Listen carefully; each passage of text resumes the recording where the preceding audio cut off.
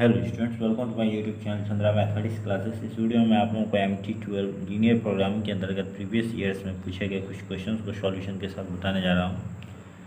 यहाँ पर पहले मैंने ट्रू और फॉल्स स्टेटमेंट पर बेस्ड क्वेश्चंस को लिया है। पहला स्टेटमेंट है a constant in an LP problem restricts the use of available resource. तो हम कहेंगे ये स्टेटमेंट ट्रू है। The given statement is true as a constant describes the condition under which the optimization, maximization और minimization is to be accomplished। ठीक है। उसके बाद अगला दूसरा, when maximum value of the game is less than or equal to minimax values of the game then saddle point exists। तो हम कहेंगे यह स्टेटमेंट फॉल्स है।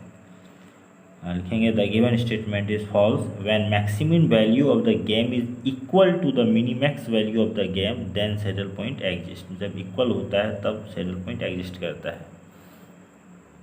उसके बाद तीसरा, the solution to a transportation problem with m rows and n columns is feasible if number of positive allocations are m+n। तो हम कहेंगे ये स्टेटमेंट फॉल्स है।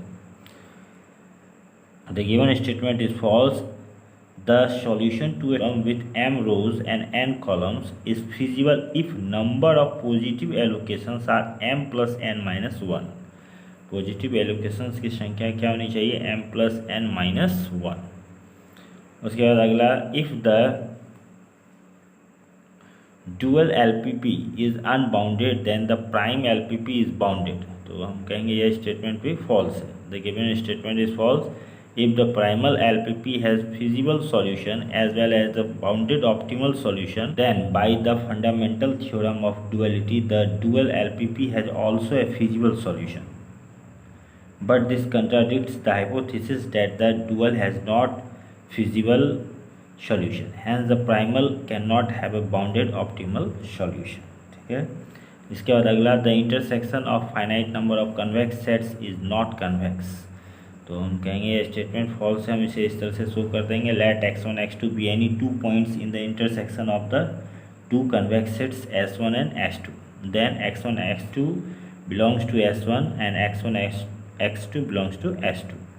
अब since s1 and s2 are convex, हमें पहले से यहाँ पर दिया है, therefore lambda x2 + 1 minus lambda into x1 belongs to s1 for 0 less than और equal to lambda, lambda less than और equal to 1, and lambda x2 + 1 minus lambda x1 belongs to s2 for 0 less than or equal to lambda, lambda less than or equal to 1, hence lambda x2 + 1 minus lambda x1 belongs to s1 intersection s2 for 0 less than or equal to lambda, lambda less than or equal to 1, thus s1 intersection s2 is a convex set। इसके बाद अगला, if value of the 2x2 matrix game is 4 then p greater than और equal to 4। तो कहेंगे ये statement true है। अगर यह वैल्यू है इस गेम का तो उस स्थिति में यह सैडल पॉइंट वाला वैल्यू है। ठीक है, यहाँ पर सैडल पॉइंट है, तो सैडल पॉइंट यहाँ पर हमें मिलता है। तो उस स्थिति में क्या होता है, प्रत्येक रो में, अच्छा ये सैडल पॉइंट है जैसे मान लेते हैं, तो उस स्थिति में यह क्या होगा, यह इस रो का मिनिमम एलिमेंट होगा। ठीक है, तो डिफिनिट है कि यह या तो 4 के इक्वल होगा या 4 से बड़ा होगा। ठीक है, तो इसीलिए हम क्या लिखेंगे, the given statement is true since the value of the matrix game is 4 therefore the saddle point is 2 ठीक है, 2 पर that is in second row 4 is minimum. ठीक है, element, therefore p greater than or equal to 4।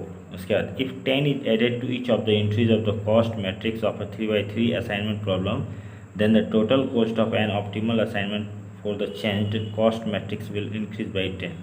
तो हम कहेंगे statement false है। इसे हम एक एग्जांपल के द्वारा इस तरह से शो कर देंगे। ठीक है, let the 3x3 assignment problem is इस तरह से। आप क्या करते हैं, सबसे पहले subtracting the minimum element of each row from all elements of that row। उसके बाद हम यहाँ पर क्या करते हैं, फिर subtracting the minimum element of each column from all elements of that column. ठीक है, अब हम यहाँ पर देखते हैं कि हमें 2 लाइन मिलते हैं। ठीक है, जितने भी जीरोज़ हैं उन्हें कवर करने के लिए जबकि हमें जो ऑर्डर है मैट्रिक्स का हमें उतने लाइन मिलने चाहिए। तो जब तक हमें उतने लाइन नहीं मिल जाते हैं तब तक हमें इस तरह से क्या करना होगा, जीरो एलिमेंट को कवर करना होगा, ठीक है, लाइंस की सहायता से। तो फिर हम क्या करते हैं, यहाँ पर इंटरसेक्शन वाले एलिमेंट में हम 1 ऐड कर देंगे और जो कवर नहीं है उसमें बचे हुए अनकवर्ड एलिमेंट में जो सबसे छोटा है उसे माइनस कर देंगे चारों में। तो यहाँ इंटरसेक्शन वाले एलिमेंट में 1 ऐड कर देंगे, बाकी जो है एज इट इज रहेगा, और जो अनकवर्ड थे, ठीक है, उसमें हम 1 माइनस करेंगे। तो इस तरह से हमें मिलेगा। और फिर हम इसमें क्या करते हैं, इस तरह से लाइन लेते हैं जिससे कि हमें सभी जीरोस कवर्ड हो जाए, ठीक है। तो यहाँ पर इस तरह से हमें 3 लाइन लेने पड़ते हैं जिससे कि सभी जीरो कवर्ड हो जाते हैं, और तब हमें यहाँ ऑप्टिमम सॉल्यूशन प्राप्त हो जाता है। तो यह कैसे प्राप्त होता है, तो हम यहाँ पर देखते हैं फर्स्ट रो में, ठीक है, यहाँ पर इस जीरो को हम सर्किल के अंदर ले लेंगे और दूसरे जीरो को क्रॉस कर देते हैं। इसी तरह से इस कॉलम में इसके अलावा और कोई नहीं होना चाहिए जीरो, अगर होगा तो उसे क्रॉस कर देंगे। फिर सेकेंड रो में भी, ठीक है, हम इस जीरो को सर्कल में ले लेते हैं और इसे क्रॉस कर देते हैं इस कॉलम में, ठीक है। यहाँ पर ये जीरो है, इसे हम सर्कल में ले लेते हैं, ठीक है, और इस रो में तो और कोई जीरो है नहीं। तो इस तरह से हम देखते हैं कि ये J1 M1, ठीक है, फिर जाकर J3 M2 और फिर J2 M3, ये क्या है, ऑप्टिमल सॉल्यूशन है दिए गए असाइनमेंट प्रॉब्लम का। हैंस द टोटल कॉस्ट, तो यह J1 M1 ओरिजिनल मैट्रिक्स में J1 A1 की जगह क्या है, 2 है, J3 M2 की जगह क्या है, 2 है, और फिर जाकर के J2 M3 की जगह क्या है, J2 M3 की जगह थे। तो मतलब इन सबों को हम ऐड कर देंगे। तो इसी तरह से हमें क्या मिलता है, टोटल कॉस्ट 7 मिलता है, ठीक है। अब यदि हम 10 ऐड कर दें सभी एलिमेंट में तो हमें जो मैट्रिक्स मिलता है वो इस तरह से मिलता है, और उसमें भी हम इसी तरह से प्रोसेस करेंगे, ठीक है। तब जाकर हमें क्या मिलता है, टोटल कॉस्ट 37 मिलता है। और तब हम क्या देखते हैं कि जब 10 ऐड करते हैं तो पहले 7 था, 10 ऐड करने पर 37 हो गया टोटल कॉस्ट, यानी कितना चेंज हो गया। जबकि हमें यहाँ क्वेश्चन में क्या कह रहा है, स्टेटमेंट में इंक्रीज बाई 10, तो इसलिए हम क्या कहेंगे, स्टेटमेंट फॉल्स है। उसके बाद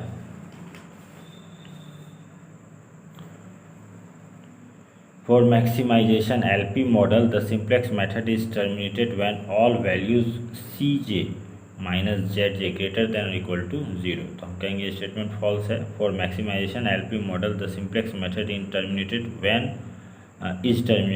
all values Zj minus Cj greater than और इक्वल टू 0, ठीक है। यहाँ पर Cj माइनस Zj, जबकि क्या होगा, Zj minus Cj greater than और इक्वल टू 0। उसके बाद अगला, द डमी सोर्स और destination in a transportation problem is added to prevent solution from becoming degenerate. तो हम कहेंगे स्टेटमेंट फॉल्स है।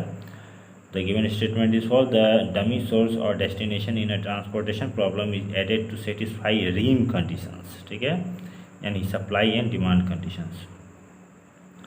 तो यहाँ पर for what values of K are the following vectors linearly independent. तो यहाँ पर हम दिए गए वेक्टर्स को, ये सभी 3 वेक्टर दिए हुए हैं, ठीक है, और इसमें यहाँ पर 2 जगह इन दोनों वेक्टर में K का यूज हुआ है, तो उस K का वैल्यू पता करना है जिससे कि ये तीनों लीनियरली इंडिपेंडेंट हो।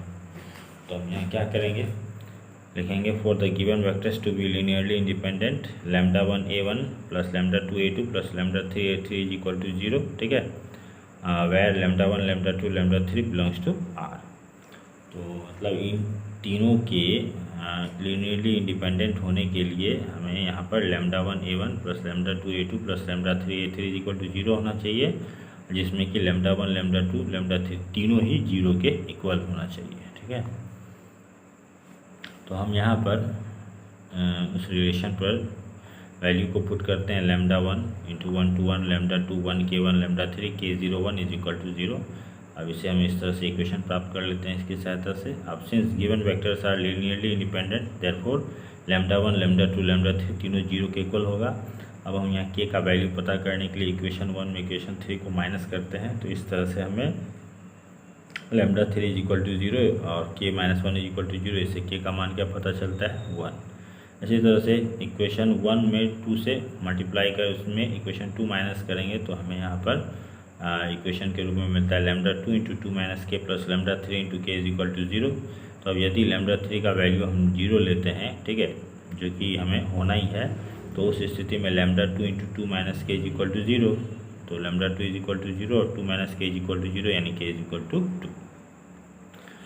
तो इसके बाद फिर यहाँ पर हम क्या करते हैं, if lambda 2 is equal to 0 then lambda 3 K is equal to 0, ठीक है। मतलब इस इक्वेशन में लैम्डा 2 की जगह अगर 0 लेंगे तो lambda 3 K is equal to 0, it implies that K is equal to 0। तो इस तरह से हम के का वैल्यू क्या देख रहे हैं, 0, 1, 2 एंड सो ऑन। तो here K can take any value for which vectors are linearly independent, hence K belongs to R. Okay students, इस तरह से हम इस क्वेश्चन को सॉल्व करेंगे। Thanks for watching.